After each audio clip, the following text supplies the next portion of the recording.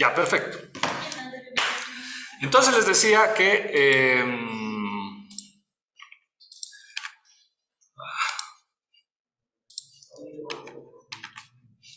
estábamos, ¿no?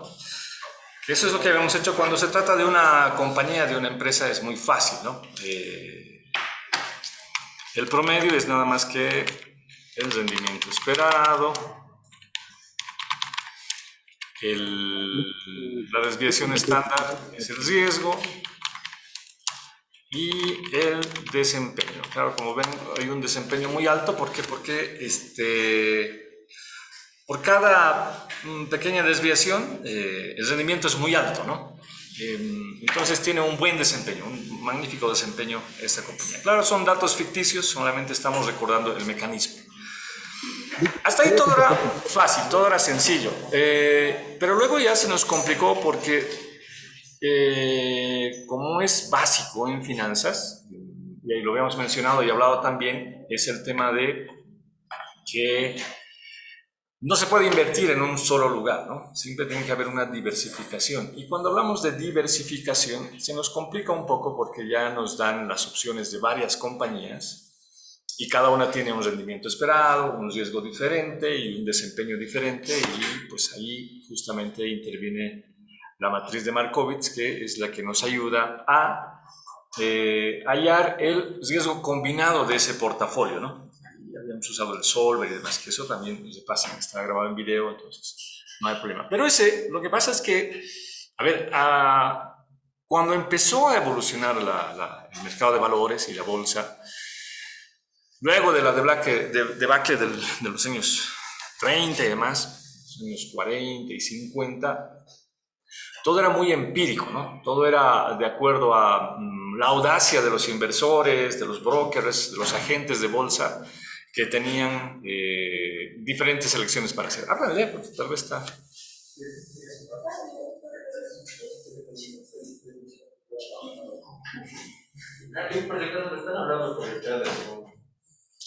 ¿Qué están diciendo?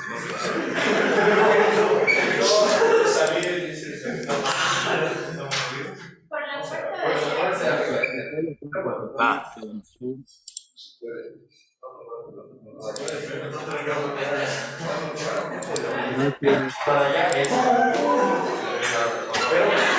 Listo, Franz. No va a poder. Eso, ahora sí, adelante.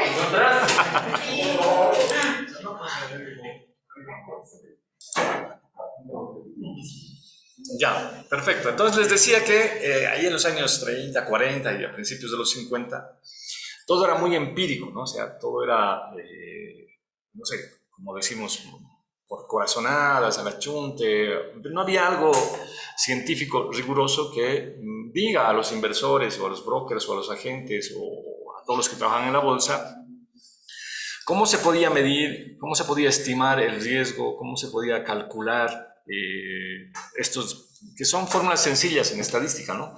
Utilizar el promedio, la desviación estándar, para hacer estimaciones. Entonces, decía en los años 50 se ocurrió esto, ¿no? Esta pequeña evolución que hemos visto.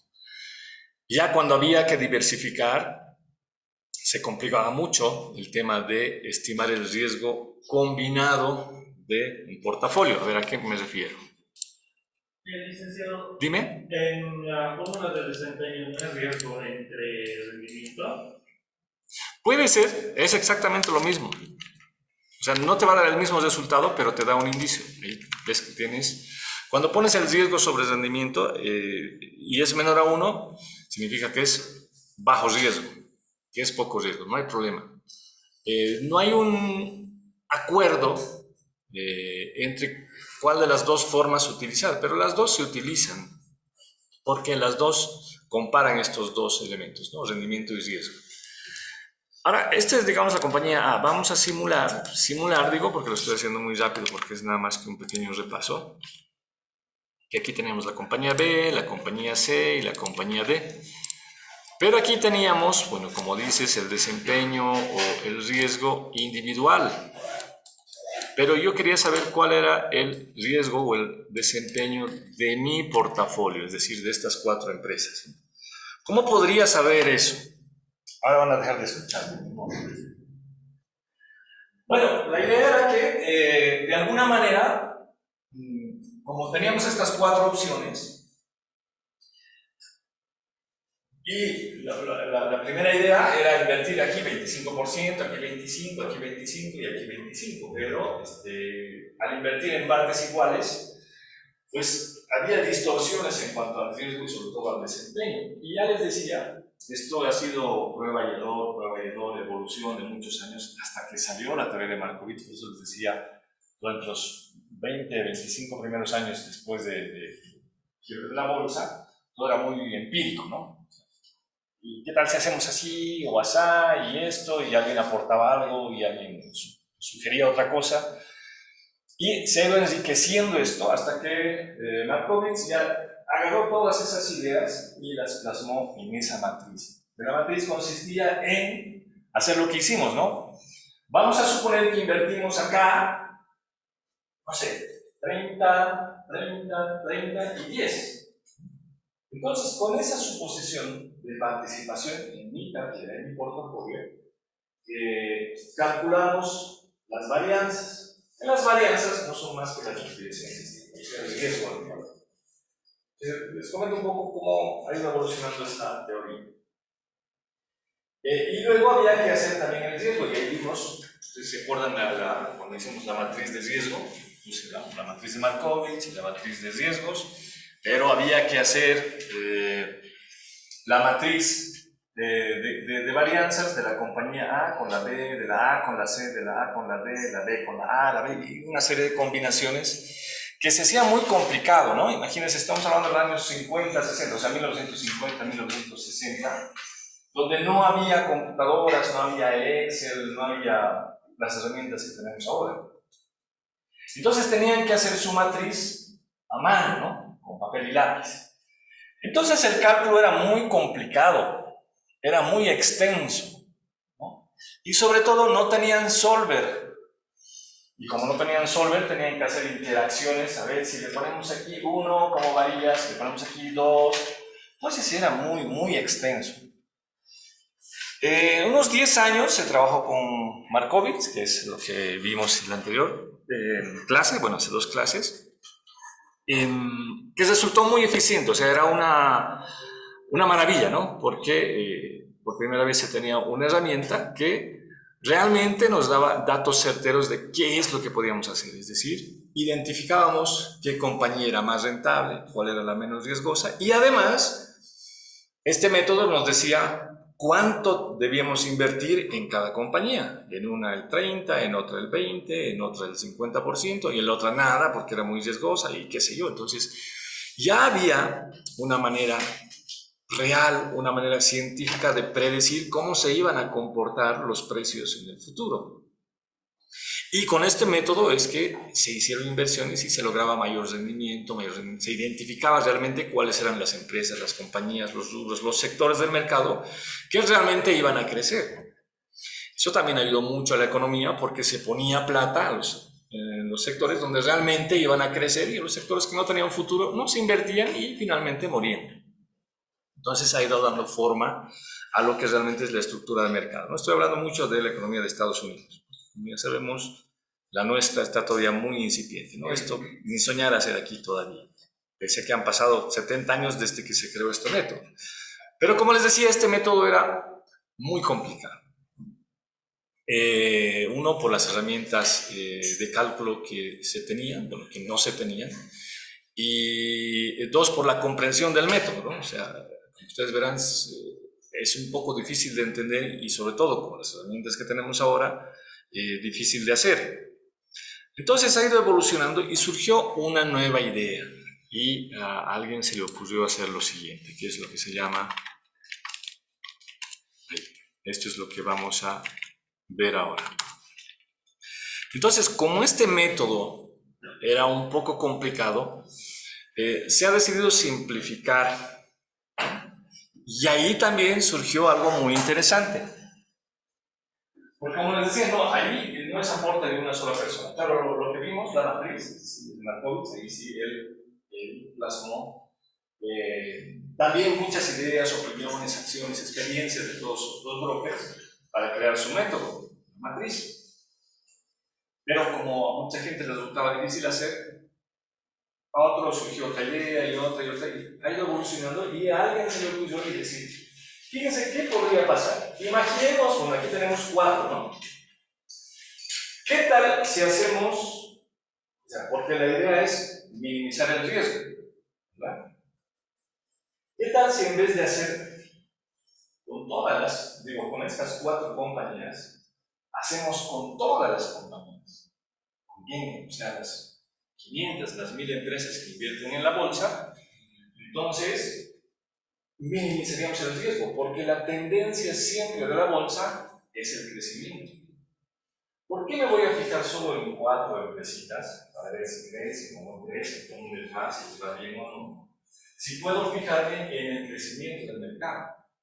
Cuando el mercado crezca, en general, puedo invertir. Cuando esté con un crecimiento menor o lo vaya disminuyendo, no voy a invertir. Entonces, ya decidieron no utilizar los crecimientos de compañías determinadas. Para no hacer las combinaciones de A con B, B con C, C con D, A con A, y peor si son 10 compañías, porque algunos inversores muy grandes tienen inversiones, o sea, tienen un portafolio muy grande. ¿Eso qué quiere decir? Que invierten en 20, en 30 lugares diferentes, siempre con la intención de minimizar el riesgo.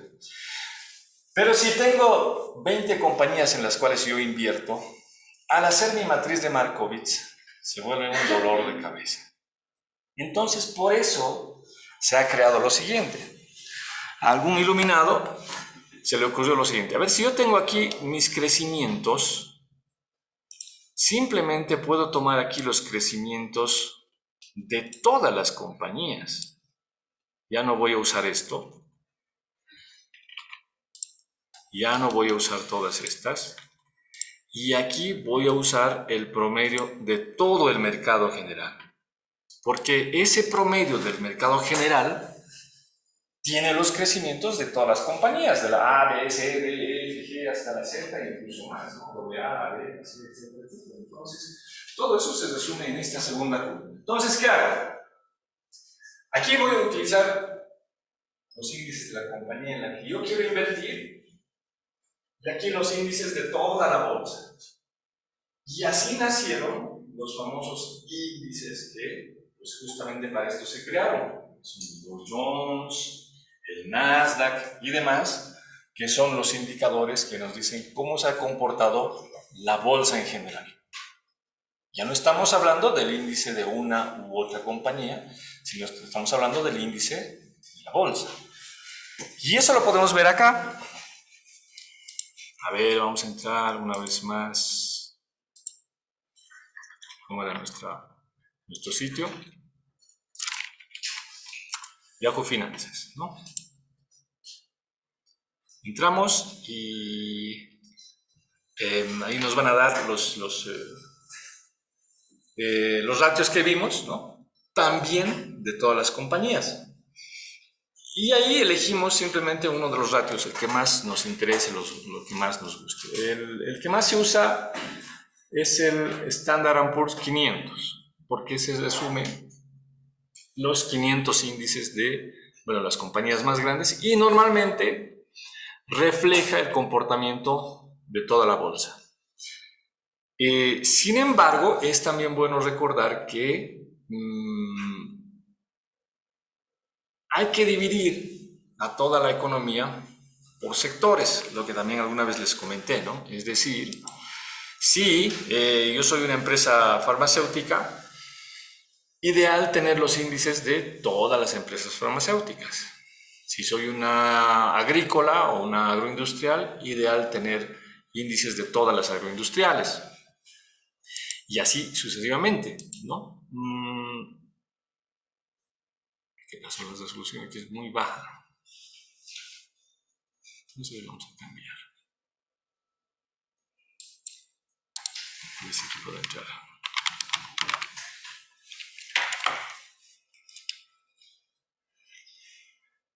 Aquí no da, ¿no?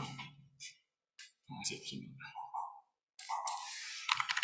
Aquí no tenemos mucha. Ya, ahí está. Entonces, por eso, fíjense, aquí tenemos el tema de los índices, ¿no? Voy a ampliar un poquito. Ahí, promedio industrial, aquí, que obviamente es el promedio de toda la industria. Aquí el Standard & Poor's, que es el que más se usa, les decía, ¿no? Las 500 más grandes. El Nasdaq de 30, que también vimos esto como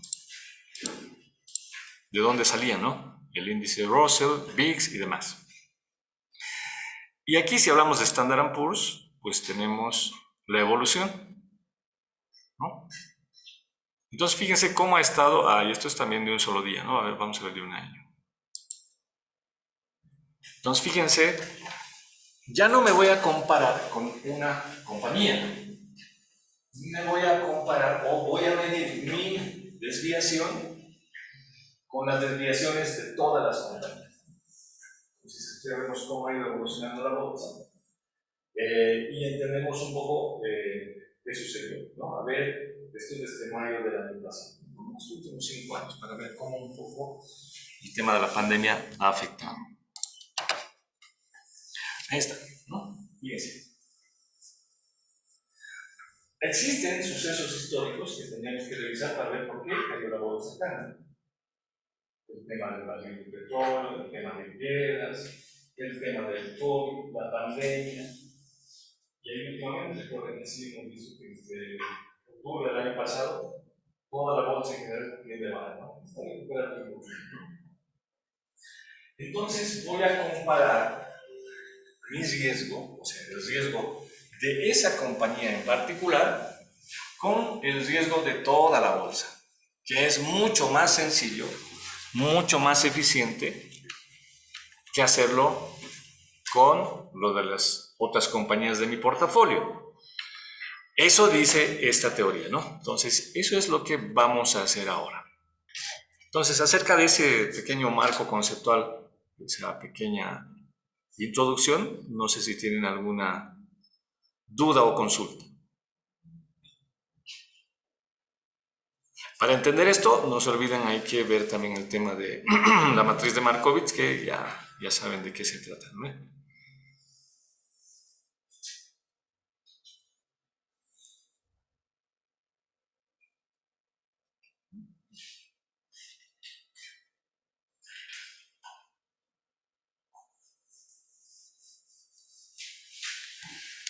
Ya.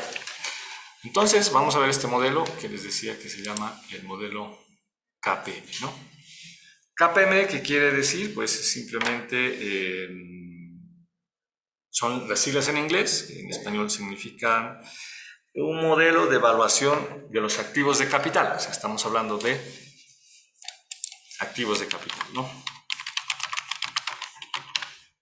Es decir, todos los activos. Cuando yo estoy por invertir, cuando invierto y tengo una inversión, ya sea en acciones, en bonos, en cualquier otra cosa, eso para mí es un activo, ¿no?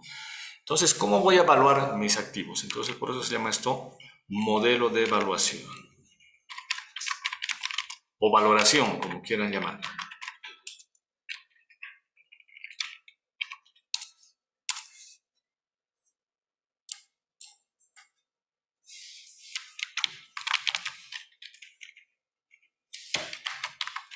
Pero la idea es la misma, ¿no? O sea, que nos da,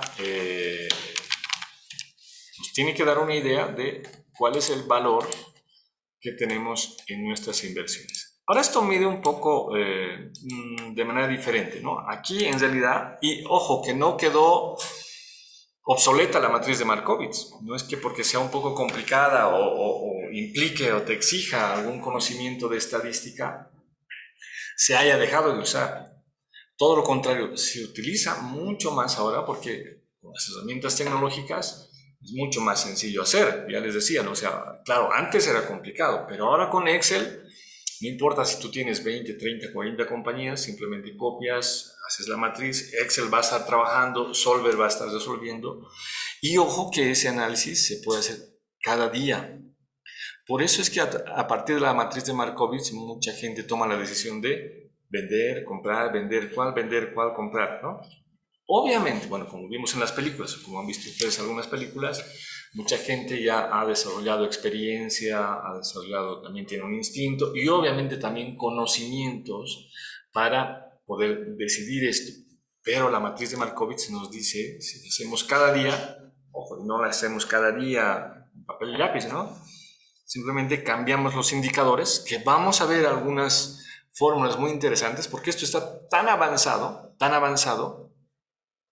que sobre todo en Drive, en hojas de cálculo de Drive, existen algunas fórmulas que te actualizan directamente esta información.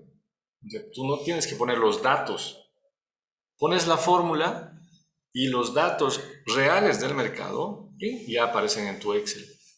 Por hora, por día, como quieras, ¿no? Eso lo vamos a ir aprendiendo también poco a poco. Pero veamos qué pretende este modelo KPM. Entonces, este modelo también nos indica lo siguiente, como se llama modelo de valoración de activos, o de evaluación, como quieran llamar, lo que nos indica también es, o bueno, se utiliza para calcular cuál tendría que ser el rendimiento mínimo que tiene que darme una empresa o una compañía. Es decir, yo identifico una compañía X, ¿sí? A ver, cualquiera, no sé, ¿qué se les ocurre? Aquí pondremos algo.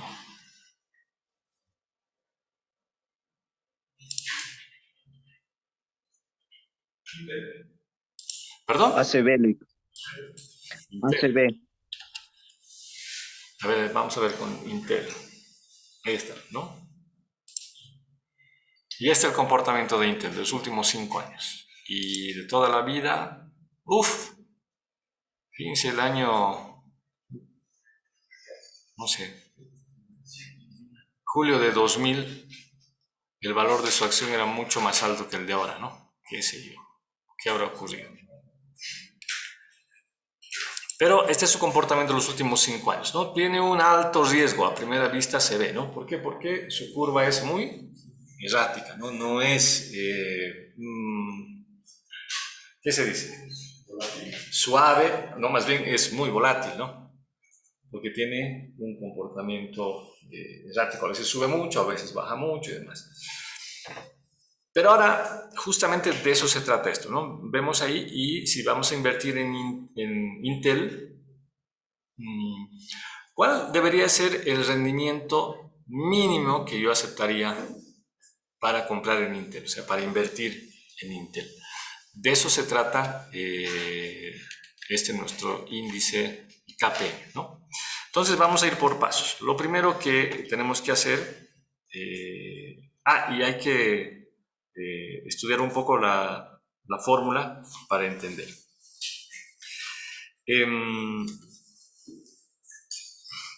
Aquí nomás escribí, pues no tengo marcadores. Bueno, la fórmula es así.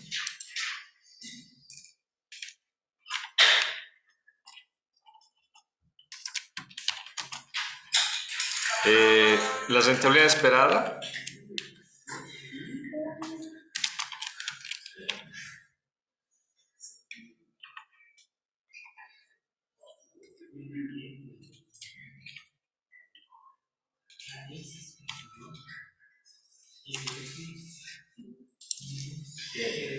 a ver si entramos ahora aquí. Si por ahí tenemos un beta.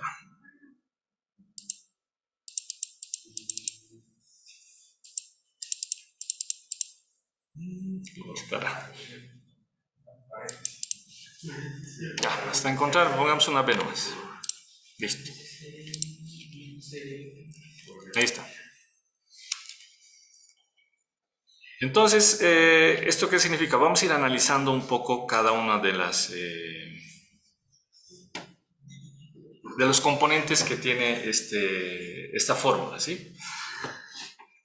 Bueno, CAE es obviamente lo que les decía, el rendimiento esperado, la rentabilidad esperada. Es decir, si yo quisiera invertir en Intel, ¿cuánto es lo mínimo que debería pagar Intel en intereses? Eso es lo que vamos a descubrir con esta fórmula. Eso es CAE. Entonces aquí voy a escribir.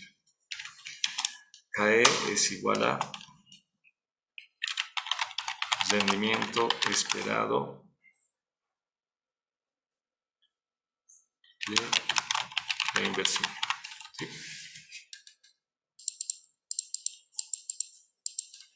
Claro, porque si, por ejemplo, yo con esta fórmula, digamos, que obtuviera 10%, o sea, Intel tiene que pagar 10%, y yo quiero invertir en Intel y me dice Intel, ahora está pagando el 9%, no vale la pena. No. O si me dice Intel está pagando 11%, entonces sí vale la pena. Entonces es muy fácil el razonamiento. Pero tenemos que aprender a encontrar este rendimiento esperado. Que con Markowitz lo hacíamos con Solver, ¿no? Y nos daba unas... tenemos que maximizar y demás. Aquí es un poco más sencillo. Un poco más, no tan sencillo, pero mucho más sencillo. Vamos a hablar de este segundo término que es RF, que se llama tasa libre de riesgo.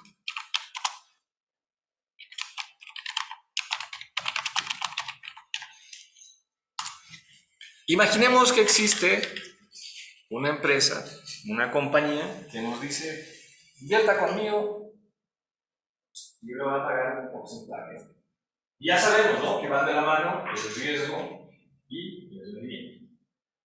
Entonces, obviamente va a tener un rendimiento bajo, pero yo estoy seguro, estoy segurísimo de que tiene riesgo cero.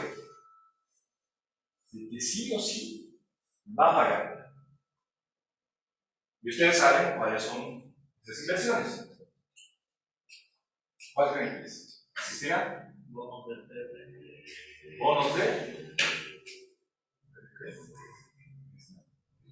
¿Bonos de qué? Sí, los bonos del gobierno, los bonos del tesoro. Los bonos del tesoro. Sobre todo, los bonos del tesoro de Estados Unidos. Porque hasta ahora no ha ocurrido nunca una situación en la que tú hayas comprado un bono del tesoro de Estados Unidos y hayas ido a cobrar y te digan, no, lo siento, no tenemos. O ha habido, no sé, esta situación, o perdimos la guerra, y no pagan, ¿no? Siempre te pagan. O sea, siempre que te prometen un rendimiento, te van a dar ese rendimiento. O sea, tiene un riesgo mínimo. No existe un riesgo cero, eso también está en discusión, porque realmente pueden existir circunstancias en las que te puedan fallar tu inversión. O sea, tú inviertas esperando ganar, pasa el tiempo, no sabemos qué vaya a ocurrir. A ver, imaginemos el peor de los escenarios. Voy, me compro bonos del tesoro, me han dicho que es lo mejor del mundo, ¿no? Y se complica la situación de Ucrania, estalla la guerra nuclear, se lanzan misiles, y por mala suerte, no sé, Estados Unidos pierde su arsenal nuclear, se complica la economía, China sale triunfante, son escenarios que pueden ocurrir. Por eso es que, o sea, imaginar el futuro es, depende de cada uno, ¿no? Tiene sus complicaciones. Si bien hay certezas en algo, también hay incertidumbre. Entonces, por eso es que no existe riesgo cero. No existe riesgo cero. Lo que existe son situaciones en las cuales vamos a minimizar el riesgo. Ahora, y aquí también van a ver cómo siempre el riesgo va de la mano con el rendimiento. El Banco Central de Bolivia también emite bonos del tesoro, ¿no? ¿Y cuánto paga? ¿Cuánto queda? Por si acaso los bonos, veremos, aquí les digo. ¿Cuánto creen que pagan los bonos del tesoro de Estados Unidos? 2%. 2, 4. Vamos a ver ahorita. ¿Y cuánto creen que paga Bolivia? Sí, bueno, Menos de 6% nos va a pagar, pero Porque van de la mano, ¿no? A ver, veremos.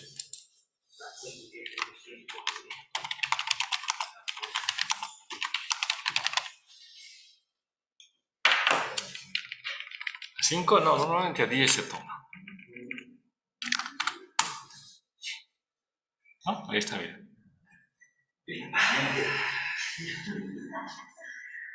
Y ojo que esto también tiene una evolución, ¿no? Fíjense. A ver si con suerte va a aparecer.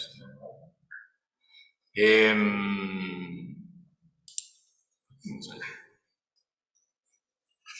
ha colgado. ¿Dónde se ha? Ya, como es mi máquina aceptar. Ahí está.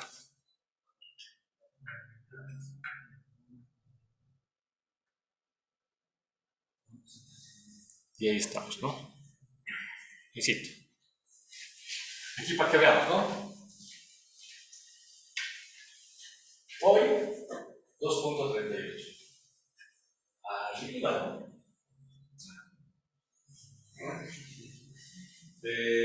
Está por día. Pero fíjense, ¿no? Desde enero. ¿Cuándo empezó la guerra? Inicios de...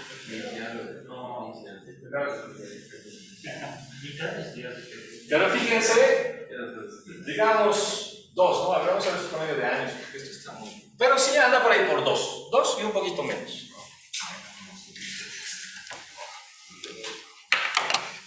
Pero ahora veremos.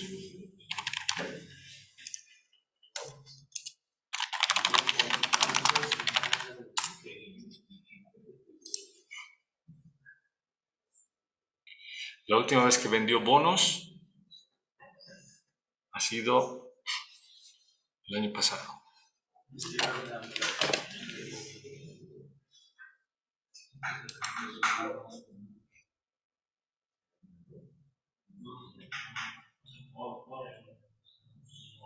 Ahí está, ¿no? Fíjense, 6.5%. Ahora, le dicen a un inversor de Dubái, mira aquí, bonos de Estados Unidos, 2%. Bonos de Bolivia, 6.5%. ¿Cuál quieres? ¿Qué harían ustedes? Estados Unidos. ¿Le paga menos? ¿Le paga dólares? Pero es más malo. El de Dubái igual tiene que convertir. Quiere tendrá dinares. ¿Se dan cuenta? O sea, por eso siempre va de la mano el rendimiento con el riesgo. Claro, la situación más clara de Estados Unidos va a pagar en dólares. Era 10 años, precios de 10 años, ¿no? Ahora, esto también, este bono del tesoro es solo a un año. No hay entrada de 6 puntos. Claro, el otro es de 2% anual, igual.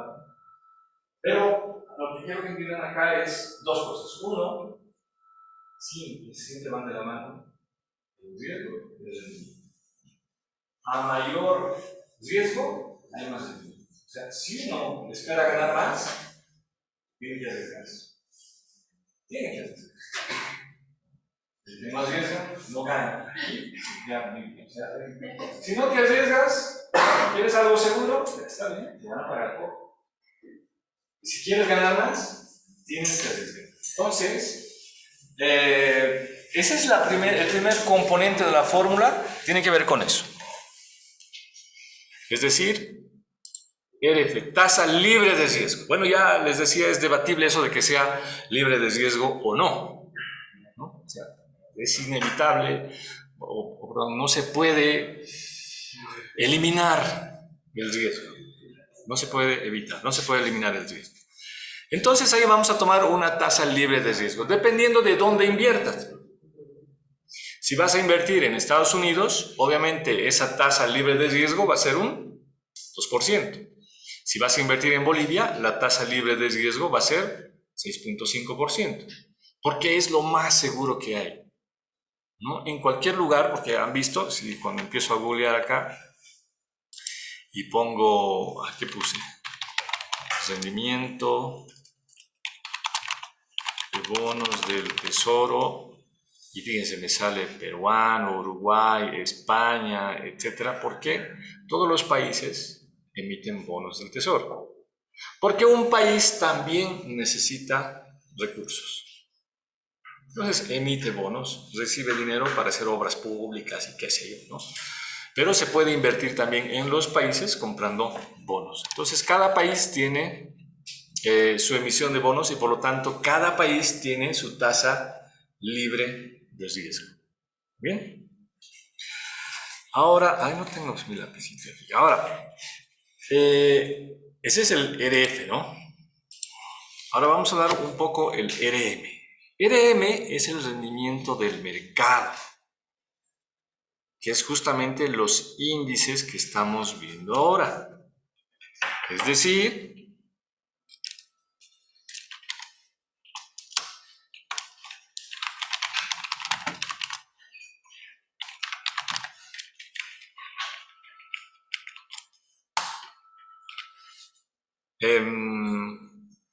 ¿cuál es el promedio de todas las empresas? ¿No? Ese es el rendimiento del mercado. Si la economía de un país obviamente marcha bien, va bien, el valor de todas sus empresas, el valor de todas sus compañías también va a ir subiendo, subiendo, subiendo. Entonces lo que se hace acá en este segundo componente es hallar esa brecha. Esto que está entre paréntesis, que es RM menos RF, normalmente se conoce, algunos le conocen como prima de riesgo.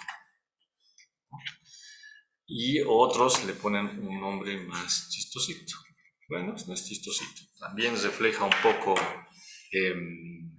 lo que haces, ¿no?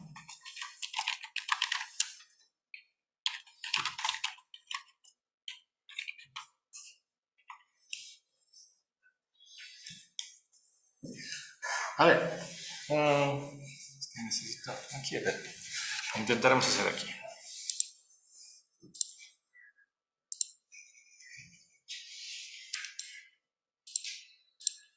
Entonces, ¿qué es lo que ocurre? A ver, vamos a hacer un poco complicado. Ya. Aquí está nuestro riesgo.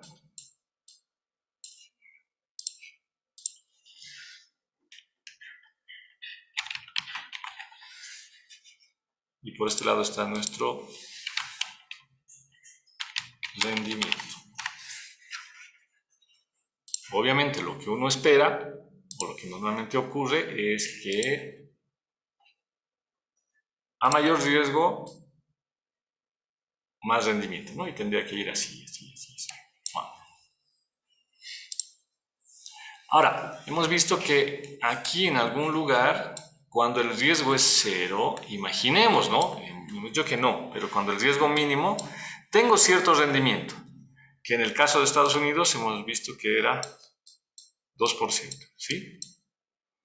Pero ahora vamos a ver cuál será el promedio del mercado de Estados Unidos. Vamos a suponer que es un monto X aquí, ¿sí? No sabemos cuánto. Pongámosle un X, ¿sí?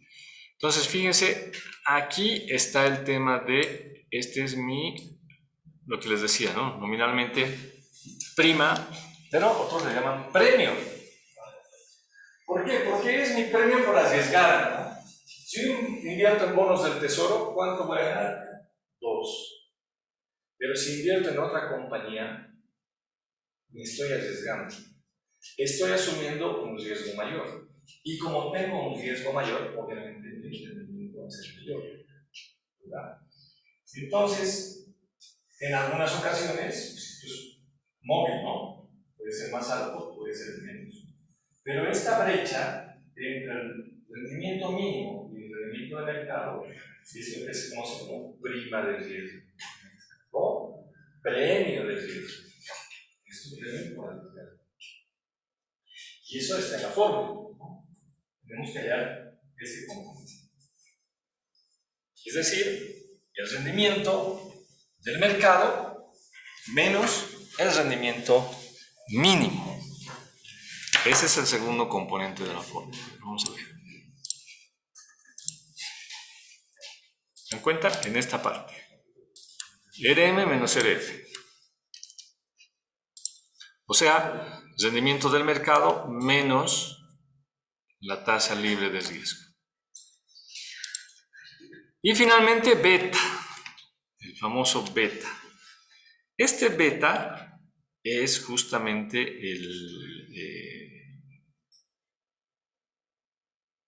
la varianza que hay entre los índices de esa compañía y los índices del mercado. ¿Sí? Es nada más que eso. Lo voy a escribir aquí, bueno, vamos a ir aprendiendo después.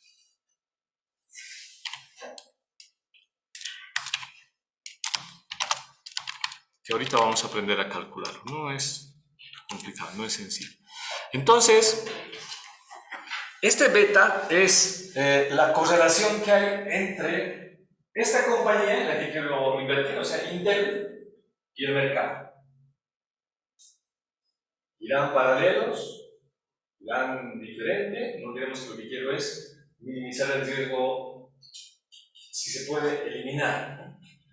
Entonces, este componente beta es justamente la covarianza entre esta compañía, o sea, Intel, y el mercado. Entonces, esta fórmula, ¿cómo se resume? Fácil, ¿no?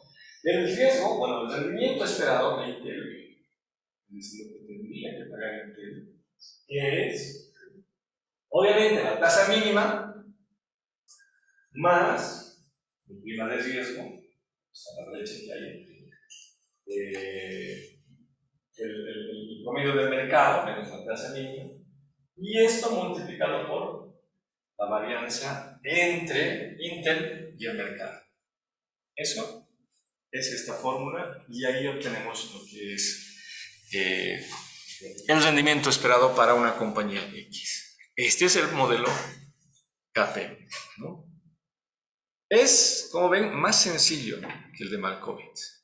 Ahorita vamos a hacer unos ejercicios, pero se basa solamente en esa fórmula. Hasta aquí preguntas, dudas de la fórmula. Está fácil, ¿no? Ya, bueno, ya que está fácil, vamos a hacer lo siguiente.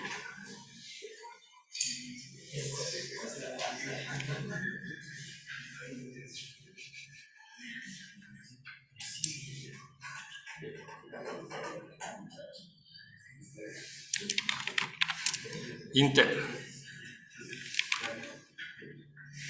Nos copiaremos.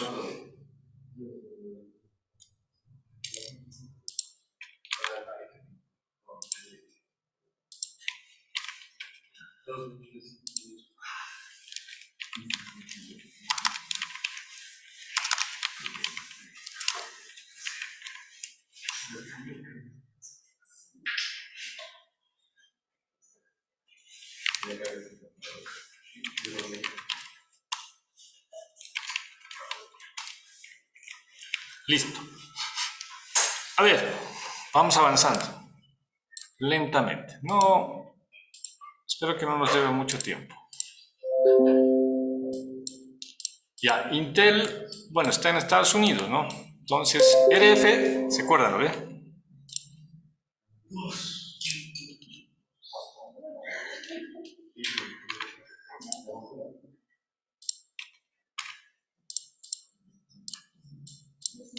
RF es la tasa libre de riesgo. De riesgo, ¿quién quiere regar? Aquí están regantes.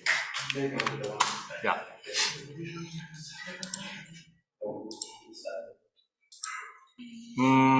Como vimos, bueno, podríamos, digamos, ponerle un estimado del 2%. Recuerden que mientras más precisos sean sus datos, obviamente los resultados son más certeros. Aquí, como estamos aprendiendo el mecanismo nada más, entonces le vamos a poner eso. Ahora nos toca poner RM, que es el rendimiento del mercado. El rendimiento del mercado, como les decía, depende de los índices. Entonces vamos a ver aquí.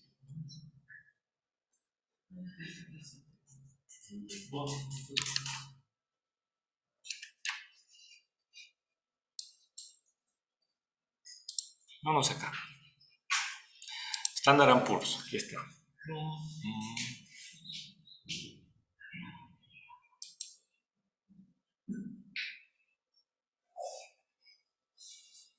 pero hagamos primero.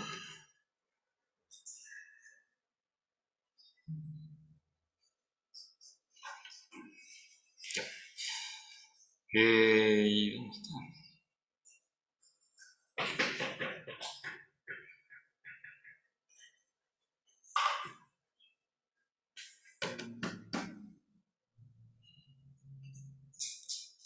No. Estoy buscando los datos históricos, ahora les puedo dar aquí también.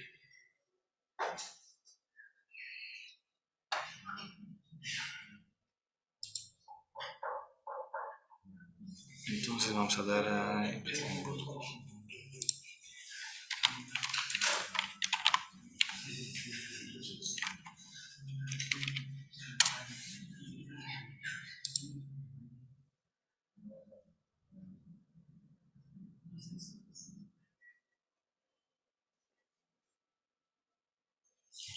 Aquí.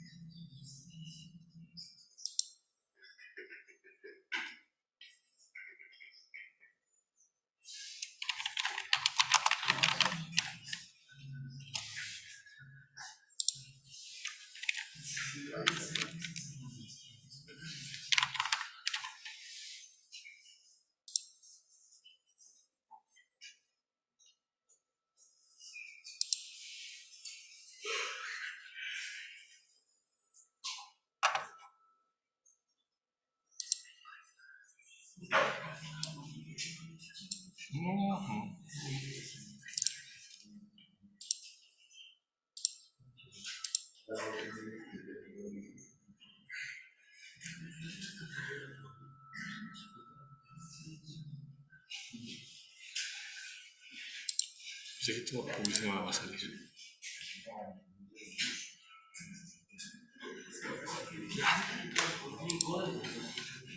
No, bueno, no más allá. O digo a Google.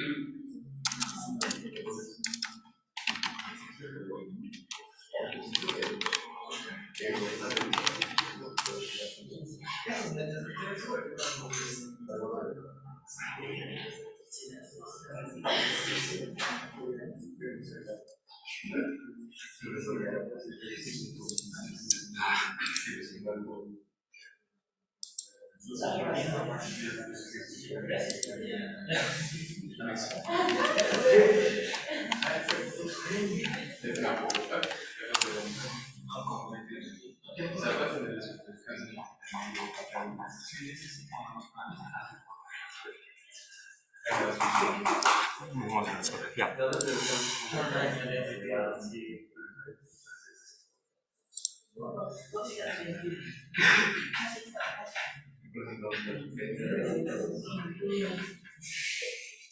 Se extraña a mí ya. Aquí tiene que ver. ¿No hay?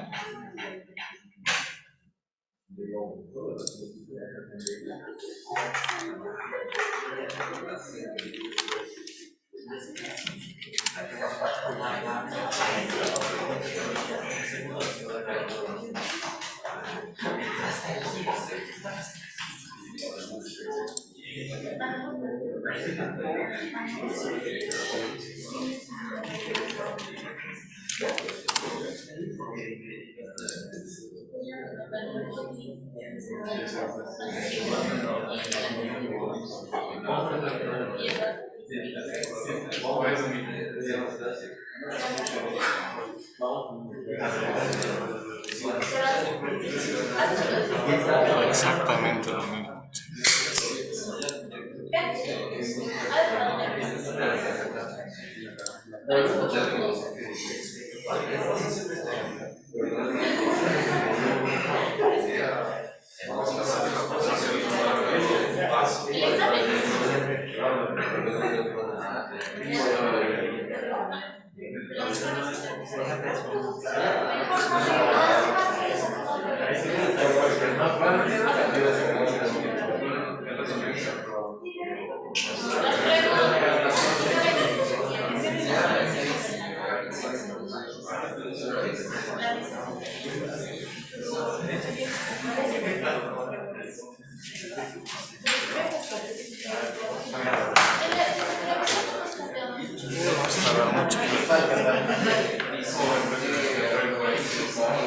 Hoy tenemos hasta 12:15 nomás, ¿no? Sí, 12:15. 14. Ya vamos a tardar mucho aquí. Bueno, la idea, aquí desgraciadamente no sé, Yahoo, ¿qué pasó? La ventaja de Yahoo es que podemos descargar los valores, ¿no? Tal como hemos hecho en las anteriores. Pero en Google no hay valores. Claro, está el gráfico, pero no nos permite descargar los valores. Y Yahoo, no sé qué pasó ahora, está... Es el internet leak.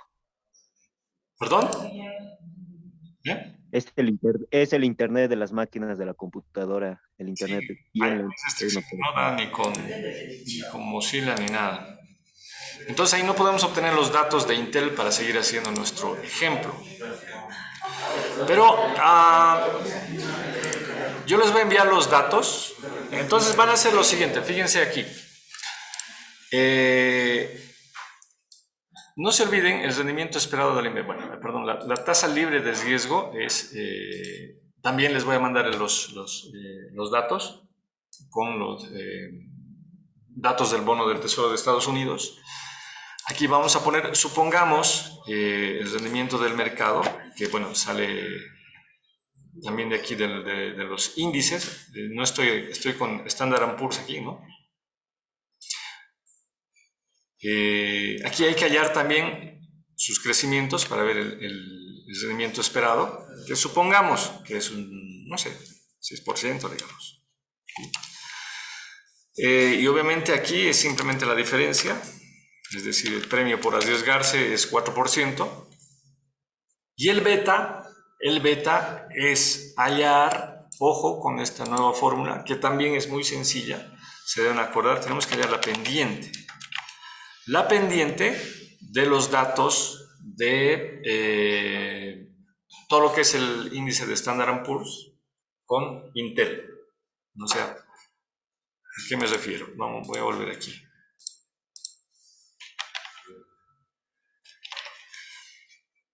Vamos a suponer que vamos a analizar Intel. Entonces aquí tengo los datos de Intel, ¿sí? Y aquí está el mercado. Pero el mercado viene dado por este índice Standard & Poor's, ¿no?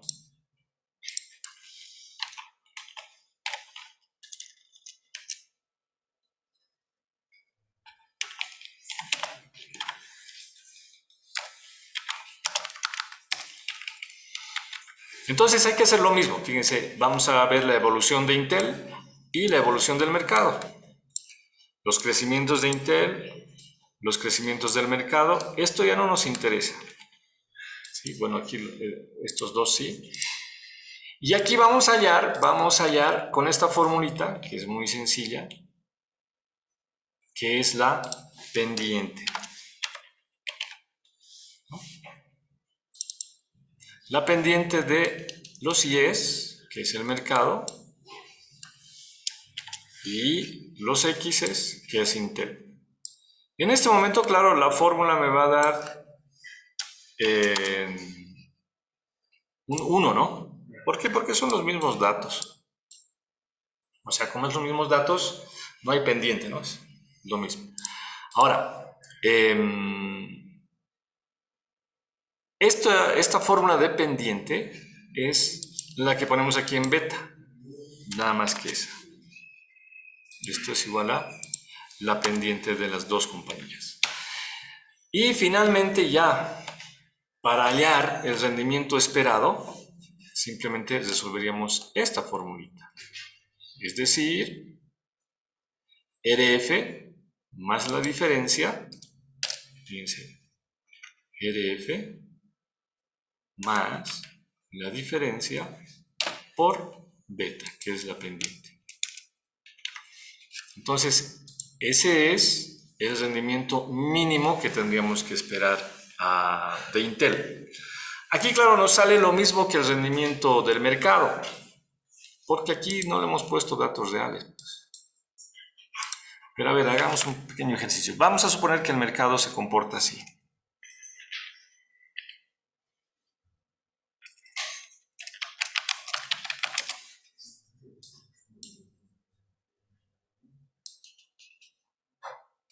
Listo.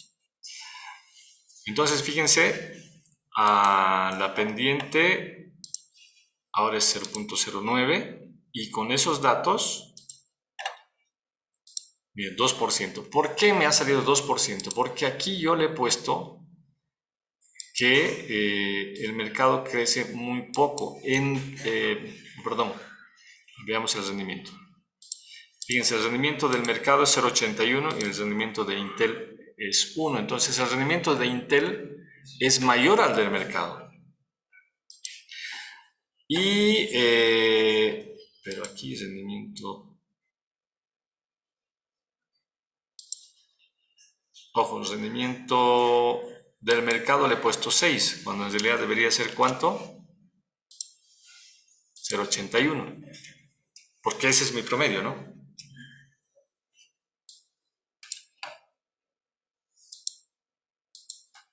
Ahora sí, ¿no? Entonces vamos a interpretar esto.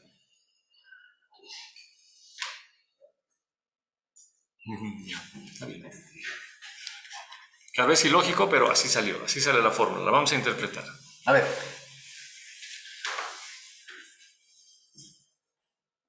El rendimiento mínimo del mercado, que tenemos bonos, es 2, ¿no? El rendimiento del mercado 0.81, o sea, el mercado está por debajo de los bonos.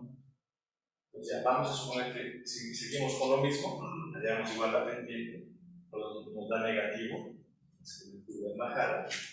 Y al hacer la fórmula, ¿qué nos dice? Intel debería pagarte 1.99. Como te está ofreciendo 0.81, no te conviene porque obviamente es mejor invertir en los bonos. Entonces, este indicador, el KPM, te dice si es bueno invertir o no en una compañía. Lo vamos a sacar con datos idóneos incluso, y con la fórmula nos sale que no. No debemos invertir. Es que porque el tesoro está pagando más.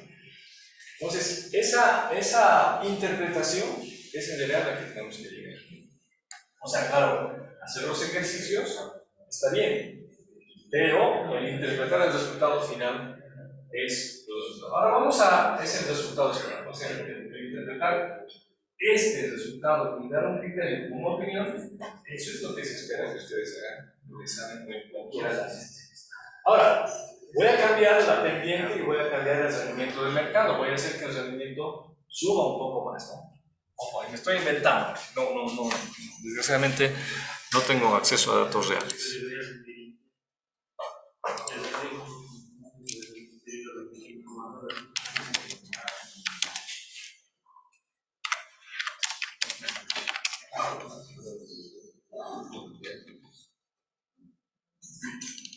A ver, ahora el mercado evolucionó así.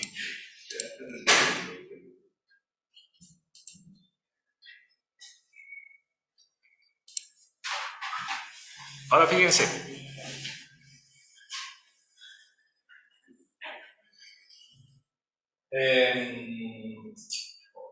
La salida de riesgo 2%. ¿No? El mercado, subiendo el mercado, sube a 4.71. Y obviamente la diferencia, es decir, la prima de riesgo, mi premio por invertir es 2.71. Eso es lo máximo que podría hacer. Si prefiero invertir en el mercado en vez de lo seguro, puedo tener un premio de 2.71.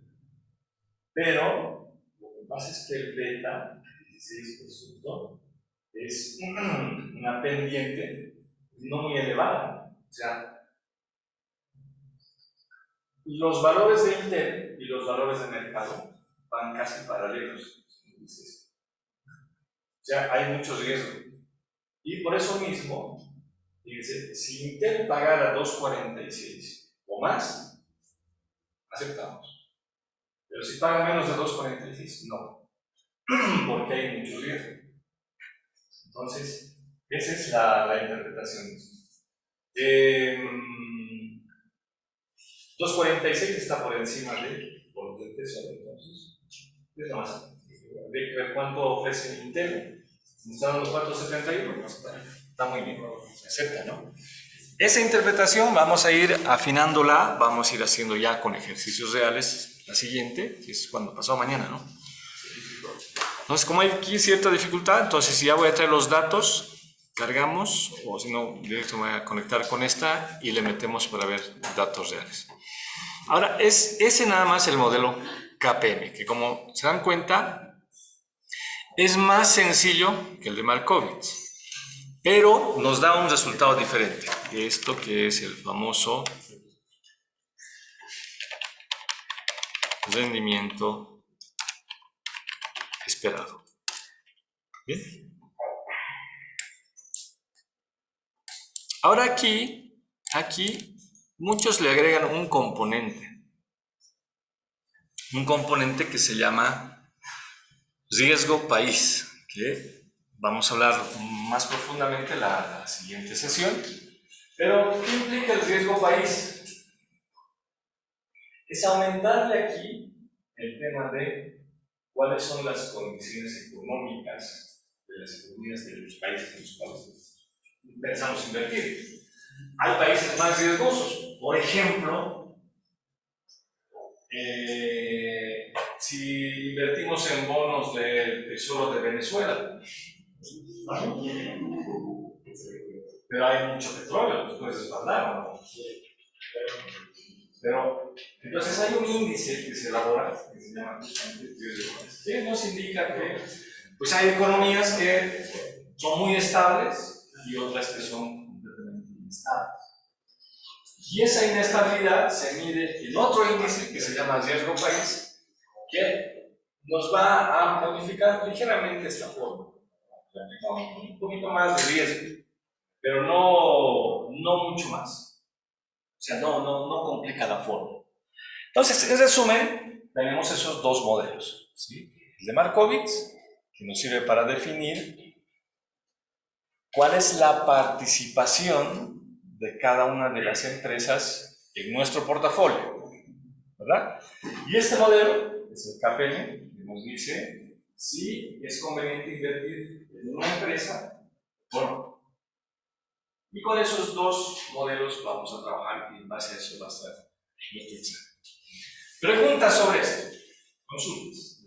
Igual podemos utilizar, digamos, en vez de una empresa, en este KPM, digamos, el rendimiento de nuestro portafolio para ver, digamos, si nuestro portafolio está rindiendo bien o desechar ese portafolio y crear uno nuevo sobre el mercado. Con este KPM no. Sí. Lo que pasa es que aquí estamos tomando solo los valores de una empresa y estamos tomando la pendiente, o sea, la relación que hay entre esa empresa con el mercado. Si tomas, no te olvides que lo más difícil de Markowitz era hallar justamente el rendimiento del portafolio, pero lo más complicado. Y cuando tienes el rendimiento del portafolio, solamente tienes el rendimiento, pero no tienes el comportamiento periódico de las acciones, que nos sirve para generar la pendiente. No tienes estos datos de tu portafolio. Solamente tienes esto de Markowitz, ¿no? En cambio, esto es lo que necesitamos para KPM. Esa es la diferencia. Ahora, Markowitz te da solamente la composición de cada una de tus compañías. Y también te sirve para optimizar. Y podríamos utilizar KPM antes de meter esa compañía a tu portafolio. Y una vez que tengas el marco por no te olvides que Markowitz es cíclico, es repetitivo, es recurrente, puedes hacerlo cada día, porque cada día cambian las del mercado. Entonces, incluso dentro de tu propio portafolio, si tuvieras, no sé, una composición de 20-20-60, cambia el mercado, al día siguiente tú puedes cambiar esa composición a 50-25-25. Otro día puedes cambiarla también. Para eso te sirve. Y aquí simplemente para aceptar o descartar que una compañía ingrese a tu portafolio. ¿Bien? Perfecto. Más dudas, preguntas. Consultas. El examen lo vamos a hacer a mano. En la computadora. ¿Y los que no tenemos? ¿Perdón? Los que no tenemos.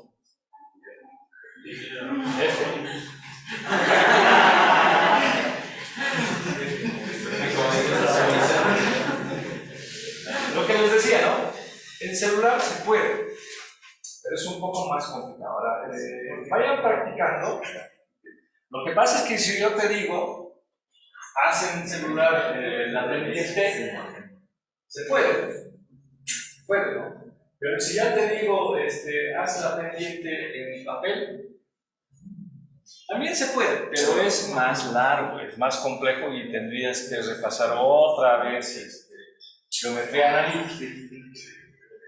Y si te pido que me hagas la matriz de Markovits, puedes hacer también, pero aquí la clave es lo que les decía, ¿no? El tercer componente, cuando hablamos de finanzas, son tres componentes importantes que siempre hay que tener en mente, ¿no? Rendimiento, riesgo y tiempo. Plazo. No es lo mismo ganar $100 en 2 días que en 3 años. ¿No? De aquí a, no sé, nos encontramos en Navidad y dices, he ganado $100. Ah, sí, en todos estos meses he ganado $100 en 2 días. No es lo mismo. Lo mismo en tus ejercicios.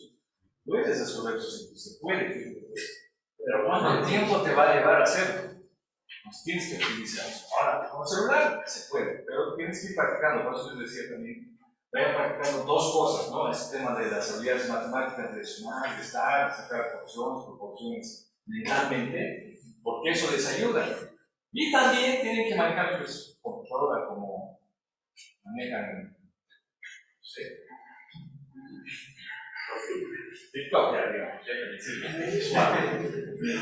no sé, su PlayStation, Nintendo, no sé, pero tienen, o sea, son herramientas que les van a servir no solo para esta materia, o sea, por su vocación, por gusto, ustedes han elegido estudiar ese tipo de carreras. Y este tipo de carreras demanda esas habilidades y tienen que desarrollar.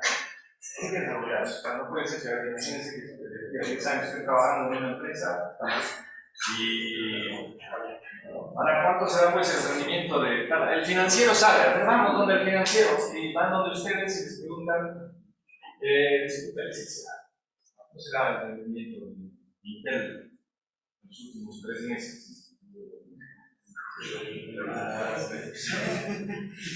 No sé, a ver, no, ustedes tienen que saber, entonces, esas habilidades por favor vayan desarrollando. Ay, bueno, y aquí cortaremos. Bueno, entonces, este jueves vamos a hacer puros ejercicios, un poco para recordar y comparar Markovits y KPM.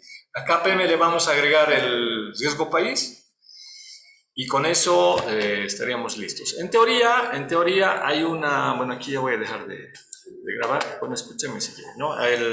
Tenemos una clase, bueno, hay un tema, una lección específica que tiene que ver con el tema de, ¿cómo se llama? Se llama neurofinanzas, o algo así, que tiene que ver con la psicología, tiene que ver con la personalidad del inversor o del que toma la decisión. Aunque como hemos visto, por ejemplo, en Markovits, hay ocasiones en las que podemos minimizar el riesgo o podemos maximizar la ganancia o mejorar el desempeño. Entonces, ¿cómo se toman esas decisiones? ¿Qué factores influyen en ¿qué decisiones tomo? ¿No? Desde el estado anímico. ¿Qué tal si una mañana me levanto todo radiante, jubiloso, me fue bien anoche, me fue bien esta mañana, tal, llego al trabajo y ya todo, máximo rendimiento, no importa el riesgo, vamos a ganar, hoy esto es lo que ganamos, ahí le metemos a ganar. Puede ser todo lo contrario, ¿no? Anoche estoy mal, he peleado, no he comido bien, estoy de chat, no sé. No, vamos a tomarse con calma. Tomar decisiones rápidas es malo. Entonces, son mínimos riesgos normales. Mínimo riesgo normal. Entonces, ¿cómo se toma esa decisión? Porque son decisiones. O sea, lo que ya estamos viendo son herramientas para tomar decisiones. Nuestro trabajo no consiste en simplemente manejar el éxito. Nuestro trabajo va a consistir en tomar una decisión basada en lo que vemos, ¿no? Y eso tenemos que aprender a hacer. Y también tenemos que aprender a conocernos. ¿Cómo somos? ¿Cómo reaccionamos? ¿Bajo qué circunstancias tomamos buenas decisiones? ¿Bajo qué circunstancias tomamos malas decisiones? Entonces, eso lo vamos a ver previo antes del examen. ¿Listos?